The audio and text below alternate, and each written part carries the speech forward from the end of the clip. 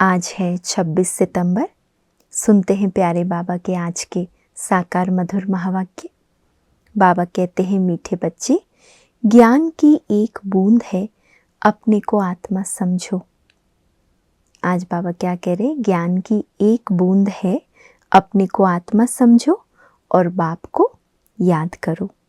इसी एक बूंद से मुक्ति, जीवन मुक्ति प्राप्त हो सकती है। जैसे सैक्रीन की एक बूंद बहुत मीठी होती है, तो बाबा कहते हैं ये ज्ञान की एक बूंद बहुत शक्तिशाली है, जिससे मुक्ति और जीवन मुक्ति प्राप्त हो सकती है। प्रश्न है, किस पुरुषार्थ में अपनी और दूसरों की उन्नति समाई हुई है? उत्तर, बाबा ने आज 2 बातें बताई। पहला, याद में रहने का पुरुषार्थ करो, इसमें ही अपनी और दूसरों की उन्नति समाई हुई है। तुम बच्चे जब याद में बैठते हो तो जैसे दूसरों को शांति का दान देते हो। और दूसरा है, आपस में देह अभिमान की जिस्मानी बातें छोड़ रूहानी बातें करो तो उन्नति होती रहेगी। तुम्हें बाप का शो करना है। जितना शो करेंगे, सबको शांति और सुख का मार्ग बताएंगे, उतना इजाफा इनाम मिलेगा। जितना सबका कल्याण करेंगे, बाबा कहते सबको शांति सुख का रास्ता बताओगे, बाप का शो करेंगे तो उतना इजाफा मिलेगा। गीत है तू प्यार का सागर है। ओम शांति। ये भक्ति मार्ग में गाते आए हैं, महिमा करते आए हैं। महिमा है परम पिता परमात्मा की। जैसे भक्ति मार्ग में अनेक प्रकार के गायन होते हैं, उत्सव मनाते हैं, वह भी गायन है। कोई भी मनुष्य, साधु, संत आदि का गायन नहीं हो सकता। गाते हैं वो ज्ञान का सागर है। एक भी बूंद मिले तो हम यहाँ से चले जाएंगे। कहाँ जाएंगे? मुक्ति व जीवन मुक्ति धाम। महिमा होती रहती है, परंतु उनकी महिमा को जानते नहीं हैं। तुम जानते हो, सो भी नंबरवार पुरुषार्थ अनुसार। 2 बाप का राज भी समझाया गया है। एक है लौकिक बाप, उनकी याद आने से उसको देह अभिमान कहा जाएगा। आत्मा को देह देने वाला बाप याद आता है, तो अगर देह की याद आई तो देह अभिमान कहा जाएगा।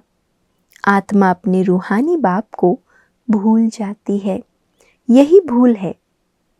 अपने रूहानी बाप को भूल जाना, यही भूल है।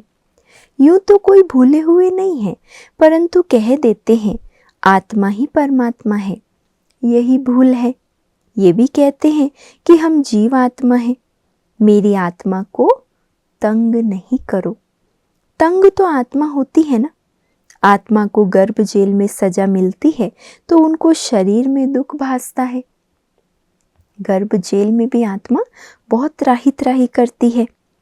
साक्षात्कार भी स्थूल रूप का कराएंगे, तब वह फील करते हैं कि हमको दुख मिल रहा है। बच्चों को समझाया है, पहले पहले प्रैक्टिस करो, हम आत्मा हैं। देह अभिमानी बनने से संबंध याद आता है, ये चाचा है, मामा है। शरीर नहीं है तो कोई भी संबंध नहीं, आत्मा का ही ज्ञान है। कोई को महान परमात्मा थोड़ी कहा जाता है, महान आत्मा कहा जाएगा, महान परमात्मा नहीं। कोई मर जाता है तो उनकी आत्मा को बुलाया जाता है। ऐसे नहीं कहेंगे कि इनके परमात्मा को बुलाया जाता है। कोई भी हालत में उनको परमात्मा नहीं कहा जाता। आत्मा को आत्मा ही कहा जाएगा, परमात्मा नहीं। न परमात्मा जन्म मरण में आते हैं, परमात्मा जन्म मरण रहित है। आत्मा तो पुनर्जन्म लेती रहती है। ये भी समझ गए हैं कि पहले पहले आत्मा है देवी देवताओं की। 84 जन्म भी भारत में गाए जाते हैं। अब बच्चे जानते हैं, ज्ञान सागर सम्मुख बैठे हैं, पतित पावन को ही ज्ञान सागर कहेंगे। बाप को ही कहा जाता है ज्ञानेश्वर। ईश्वर में ज्ञान है, सृष्टि के आदि मध्य अंत का। ईश्वर ही सृष्टि को रचते हैं, इसीलिए उनको रचना का ज्ञान है। रचता कहते हैं तो जरूर रची हुई सृष्टि है, तब तो कहते हैं ना। रचता को बाप कहा जाता है, बहन भाई को रचता नहीं कहेंगे, उनको रचना कहा जाएगा। रचता हमेशा बाप को कहा जाता है। बच्चे जानते हैं हमारे सम्मुख बाप बैठे हैं।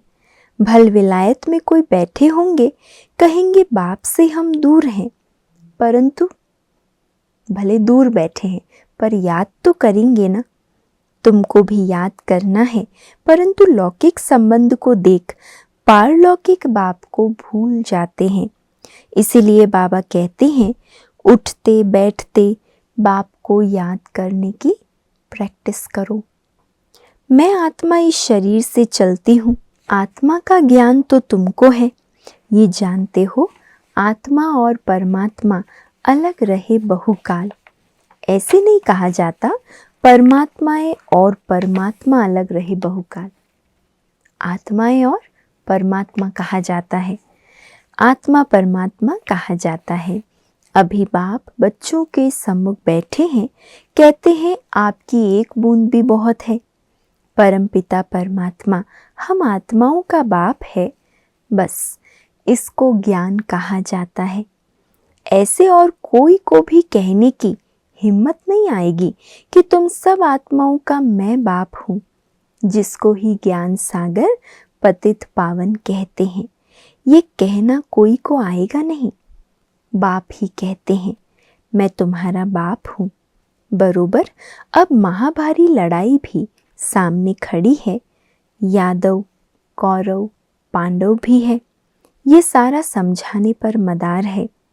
चित्र देखने से कोई समझ जाए सो मुश्किल है, जब तक टीचर ना समझाए।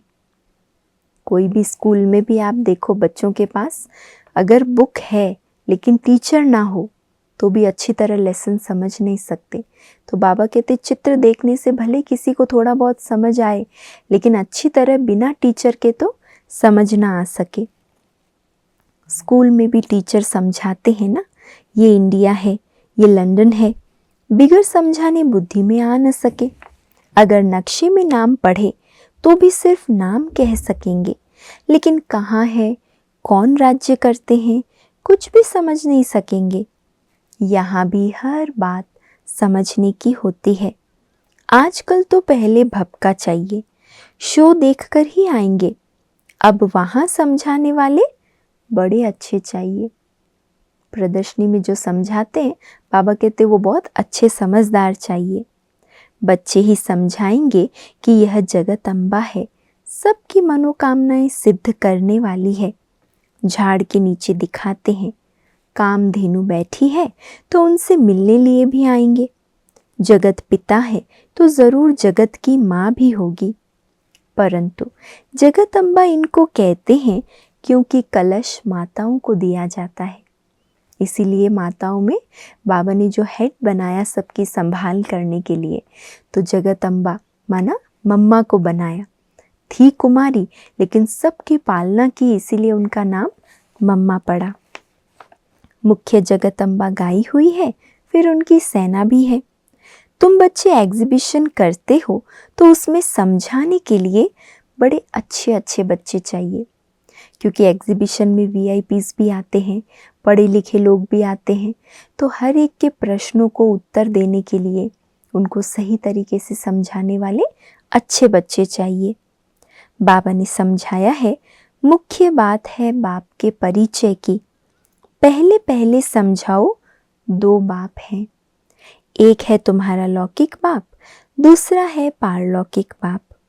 लौकिक बाप से तो जन्म जन्मांतर हद का वर्षा लेते आए, अब बेहद का वर्षा लो।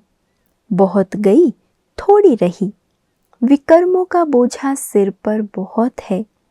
योग से ही विकर्म विनाश हो सकते हैं, मासी का घर नहीं है। अर्जुन कुछ न कुछ हिसाब किताब रहा हुआ है, तब तो भोगना पड़ता है। कितनी मेहनत लगती है। अगर देरी से आएंगे तो कितना विकर्म विनाश कर सकेंगे। मुश्किलात है ना। ये तो तुम ढिंडोरा पिटवा दो जो कोई फिर उल्हना न देवे। तुम कह सकेंगे हम तो ढिंडोरा पिटवाते, अखबार में डलवाते थे। जितना हो सके निमंत्रण तो सभी को मिलना चाहिए। बेहद के बाप से बेहद का वर्षा लेने का पुरुषार्थ करो। खूब निमंत्रण पत्र बांटो। सबसे जास्ती सर्विस दिल्ली में हो सकती है। दिल्ली है सारे भारत की गद्दी। वहाँ सभी अखबारों के एजेंट्स रहते हैं। अखबार द्वारा भी इत्तला करना है, माना समाचार देना है। लौकिक बाप से तो जन्म जन्मांतर वर्षा लेते आए, अभी फिर पारलौकिक बाप से वर्षा लो। जिस वैकुंठ को याद करते हो उसका वर्षा बाप से आकर लो। सब अखबारों में डालते जाओ। शिव बाबा का बर्थ प्लेस है भारत। सभी का उद्धार करने वाला एक ही बाप है। तो सबसे बड़ा तीर्थ परम पिता परमात्मा पतित पावन का हुआ ना। परंतु ये किसी को पता नहीं है। क्राइस्ट, इब्राहिम, बौद्ध आदि सभी पुनर्जन्म लेते लेते अभी अंतिम जन्म में है। क्रिश्चियन लोग खुद भी कहते हैं क्राइस्ट यहाँ ही किसी जन्म में है। क्रिश्चियन लोग भी झाड़ को मानते हैं, नहीं तो इतनी आत्माएं कहाँ से आती है। ज़रूर सेक्शन है जहाँ से आते हैं।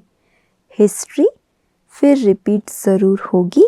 ये झाड़ बड़ी अच्छी चीज़ है, परंतु इसकी वैल्यू बच्चों के पास नंबरवार है। बाबा मुख्य मुख्य चित्र जो याद दिलवाते हैं, जैसे गोले का चित्र, झाड़ का चित्र, सीढ़ी का चित्र, बाबा कहते हैं चित्र तो बच्चों के पास है, पर इसका महत्व नंबरवार है। बच्चे दूसरों को समझाने के लिए प्रदर्शनी आदि करते हैं। इसमें कोई आर्ट का शो नहीं करना है। आर्ट गैलरी में तो व्यर्थ के चित्र रखते हैं, समझते हैं ये आर्ट है। देवताओं की पतली कमर आदि के किस्म किस्म के चित्र बनाते हैं। वहाँ देवताओं की तो नेचुरल ब्यूटी रहती है। इस समय तो 5 तत्व भी तमो प्रधान है। सतयुग में 5 तत्व भी सतो प्रधान होते हैं। श्री कृष्ण गोरा और श्री कृष्ण सांवरा गाया हुआ है। वहाँ शरीर की मरम्मत नहीं होती। यहाँ तो देखो शरीर की मरम्मत के लिए लोग क्या क्या करते हैं। यहाँ तक प्लास्टिक सर्जरी भी सुंदर होने के लिए करवा लेते। यहाँ देखो कितनी मरम्मत करनी पड़ती है। वहाँ तो भल बूढ़े भी हो जाए तो भी दांत आदि सब साबुत रहते हैं। दांत टूट जाए तो डिसफिगर हो जाए। वहाँ तो एकदम फर्स्ट क्लास 16 कला संपूर्ण रहते हैं। लूले लंगड़े नहीं होते। यहाँ तो देखो कैसे लूले लंगड़े जन्म लेते हैं। तो तुम ऐसे परिस्तान के मालिक बन रहे हो। एक ही मुसाफिर आकर परिस्तान में ले जाते हैं। तुम मुसाफिर यहाँ पार्ट बजाते बजाते पतित बन जाते हो। आत्मा काली हो जाती है। बाप तो एवर हुसैन है, उनमें कभी खाद नहीं पड़ती है। मैं तो सच्चा सोना हूँ, इसीलिए मुझे बुलाते हैं। 100% प्योर सच्चा सोना है बाबा। एवर पावन को ही बुलाते हैं। बाबा आओ, हमको भी आप समान बनाओ। तुम एवर पावन तो नहीं बनेंगे। बाकी सतो प्रधान में तो सबको आना है, परंतु उनमें भी नंबरवार है। नाटक में एक्टर्स भिन्न भिन्न होते हैं ना। कोई हीरो हीरोइन होते हैं तो उनको पैसे भी बहुत मिलते हैं। अभी तो गवर्नमेंट कैसे सबके पैसे पकड़ती रहती है। कहा जाता है किनकी दबी रहेगी धूल में, किनकी राजा खाए। सफली होगी वह जो खर्चे नाम धनी के, क्योंकि धनी आया हुआ है स्वर्ग की स्थापना करने। जो मददगार बाप के बनेंगे उन्हों का ही सेफ रहेगा। तुमको तो वहाँ ढेर की ढेर मिल्कियत होगी, कितना सोना हीरे जवाहरात आदि होंगे, परंतु तुमको उसकी कोई भी परवाह नहीं रहती है। तुमको कोई लूटेंगे थोड़े ही। हीरे सोने आदि की खानियां सब तुमको नई नई मिलेगी। पत्थरों मुआफिक हीरे पड़े होंगे, सब तुमको मिल जाना है। जैसे ईंटों के महल बनते हैं, वहाँ सोने के महल बनाते रहेंगे। धनवान प्रजा भी सोने के महल बनाएगी। जो पूरे दानी बनते हैं वह भी सोने के बनाते हैं। बाबा सब बातें बतलाते रहते हैं। ऐसे भी नहीं कहते तुम भूख मरो। बच्चों आदि को भी संभालना है। रचता का फर्ज है संभाल करना। दुखी नहीं करना है, भूख नहीं मारना है, रहम दिल बनना है। मनुष्य कितने दुखी हैं, जानते हो फैमन पड़ेगा तो बहुत दुखी होंगे। त्राही त्राही करेंगे फिर जय जयकार होगी। सब आत्माओं को सुख मिल जाएगा। बाप है ही दुख हरता सुख करता। सुख है दो, एक शांति धाम में रहना और दूसरा सुख धाम में रहना। सुख धाम में पवित्रता, सुख, शांति सब है। बाप कहते हैं मैं कल्प कल्प आता हूँ जब मनुष्य बहुत दुखी हो जाते हैं। मेरा पार्ट ही उस समय का है, इसीलिए मेरा नाम ही है दुख हरता सुख करता, सर्व का शांति दाता, सुख दाता। तुम जानते हो हम बाबा के साथ सबको शांति का दान देते हैं। जितना याद में रहेंगे उतना औरों को दान देते रहेंगे। फिर नॉलेज देते हैं सुख के लिए। तो बच्चों को माता पिता का शो करना है। जितना शो करेंगे सुख शांति का मार्ग बहुतों को बताएंगे तो इजाफा मिलेगा, इनाम मिलेगा। बाबा कहते बाबा तुमको कितना सब नई दुनिया की नई नई बातें सुनाते हैं। पुरानी दुनिया और नई दुनिया दोनों का साक्षात्कार कराते हैं और ही जास्ती तुमको साक्षात्कार कराएंगे। परंतु उनको जो बाबा के, किनको होगा साक्षात्कार? जो बाबा के पक्के सच्चे बच्चे होंगे। सच्ची दिल पर साहब राजी होता है। तुम बहुत कुछ देखेंगे, जैसे शुरू में भी दिखाया था, फिर अंत में दिखाएंगे। कितने प्रोग्राम आते थे, साक्षात्कार कराते थे, कितनी सजावट, ताज आदि पहनाते थे। शुरू में बाबा ने बहुत बहलाया साक्षात्कार से, फिर से भिन्न भिन्न प्रकार से दिखाएंगे। अंत में भी वो सब होगा। मिरुआ मौत, मल्लू का शिकार। उसी समय पार्टीशन में भी मिरुआ मौत था ना। तुमको कोई परवाह नहीं थी, तुम तो जैसे जीते जी मर गए, तो हमें कोई चिंता या परवाह नहीं थी। बाबा कहते हैं बच्चे पूरी मेहनत करो, पुरुषार्थ करो। हम आत्मा हैं, एक दो से भी रूहानी बातें करते रहो। जिस्मानी देह अभिमान की बातें खत्म। जो आश्चर्यवत भागंती हो जाएंगे वो ये सब नहीं देखेंगे। पास्ट भी तुमने देखा और जो नया होगा वो भी तुम देखेंगे। मेहनत करो। मीठे मीठे बच्चों को बाप बहुत प्यार करते हैं। प्यारे बच्चों को बहुत प्यार मिलता है। जो मीठे हैं, प्यारे हैं, उनको प्यार भी बहुत मिलता है। जो अच्छी सर्विस करेंगे उनको प्यार भी मिलेगा, पद भी मिलेगा। भूलो नहीं हम आत्माओं को निराकार परम पिता परमात्मा शिक्षा दे रहे हैं, स्वर्ग का वारिस बना रहे हैं। दैवी गुणवान बनना है। आगे तो सब में आसुरी गुण थे, अब बाबा सम्मुख बैठे हैं। जिससे वर्षा मिलता है उनसे लव रहता है, दलाल से नहीं। दलाल तो बीच में हुआ, सौदा तुमको उनसे मिलता है। तो बाप को याद करो, देह अभिमान को छोड़ते जाओ। मेरा तो एक बाबा, दूसरा कोई भी देहधारी याद ना आए। ये तो बाबा पुरानी बूट में आए हैं, मैंने यह लोन लिया है। ब्रह्मा बाबा का तन लोन में लिया है। कल्प पहले भी ये अक्षर कहे होंगे, अब भी कह रहे हैं। आज के ही दिन तुमको ये समझाया था, फिर समझा रहा हूँ। कितनी अच्छी विशाल बुद्धि चाहिए। लक्ष्मी नारायण नंबर 1 बने हैं, ज़रूर अच्छी प्रारब्ध बनाई होगी। ये गॉड फादरली सैल्वेशन आर्मी है, सारी दुनिया को मुक्ति, जीवन मुक्ति की सैल्वेशन देने वाली। सर्व का सद्गति दाता राम। गति में तो जाना ही है सारी दुनिया को, पर सद्गति में कौन जाएगा? जो अभी श्रीमत पर चलकर सच्चा पक्का सपूत बच्चा बनेंगे, वो सदगति में जाएंगे। अच्छा, मीठे मीठे सिकिलधे बच्चों प्रति मात पिता बाप दादा का याद प्यार और गुड मॉर्निंग। रूहानी बाप की रूहानी बच्चों को नमस्ते और हम सब रूहानी बच्चों की रूहानी मात पिता बाप दादा को याद प्यार, गुड मॉर्निंग और नमस्ते।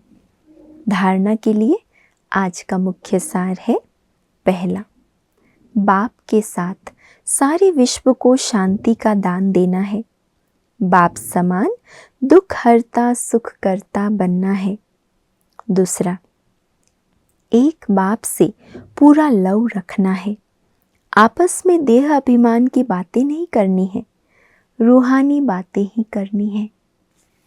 आज का वरदान है, हिम्मत के संकल्प द्वारा माया को हिम्मतहीन बनाने वाले हिम्मतवान आत्मा भव। हिम्मत के संकल्प द्वारा माया को हिम्मतहीन बनाने वाले हिम्मतवान आत्मा भव। जो बच्चे एक बल एक भरोसे में रहते हैं, हिम्मत का संकल्प करते हैं कि हमें विजयी बनना ही है, तो हिम्मत बच्चे मद दे बाप का सदा अनुभव होता है। हिम्मत से मदद के पात्र बन जाते हैं। कौन सा हिम्मत का संकल्प?